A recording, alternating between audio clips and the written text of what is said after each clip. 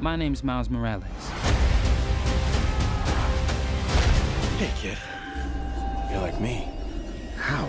Thank you very much for having us. What would you say is the biggest difference between this Spider-Man with the others? Well, his family is really different. His parents are alive. That's a big difference, and they're alive, and their love is never in question. They're there for him. He's got his uncle as another path that he can take. Our version of Miles is an artist, and he's into doing graffiti, and he's still trying to figure out what kind of person he's going to be. Especially talking about your character, you are representing a very specific segment, like it's Latin and Afro-American persons. It is responsibility. My mother on the movie, she's like, you gotta, I'm taking you to Puerto Rico, you gotta, she's only speaking to me in Spanish, and yeah, so I feel like we're representing, and we're doing a great job.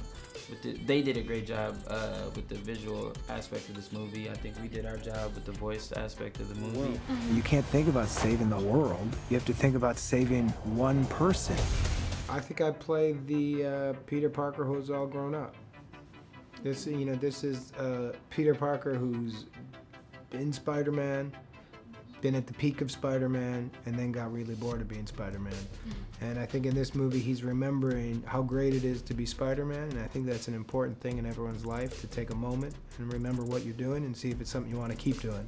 And I think during this movie he remembers how great it is to have these powers. This is my wife. Just like this Luna is my wife. This is my husband. And she's an amazing actor. But also it's like the fact that this will be some of the first times for some people seeing Spider-Man this way.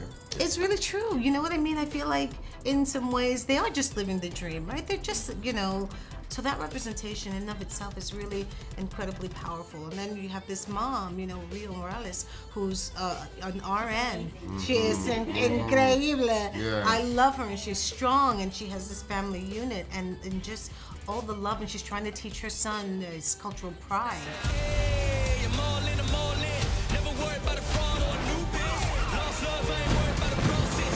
The idea that we had was, what if we made it look like you were walking into a moving comic book, and that each frame would look like a painting if you froze any frame in the movie.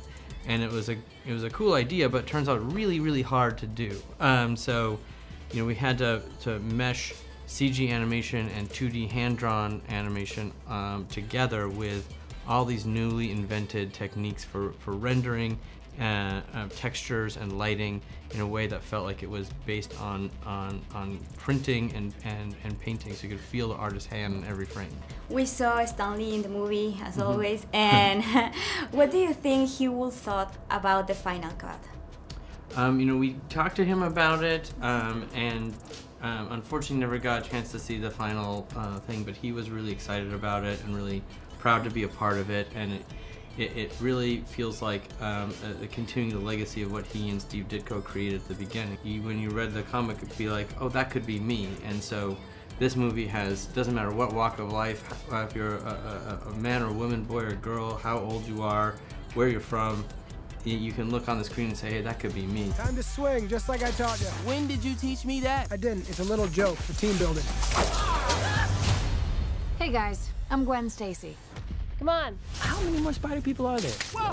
We would like all of you to please come watch our movie Spider-Man Into the Spider-Verse. When's it playing, my friend? December 14th in theaters near you, actually around the world.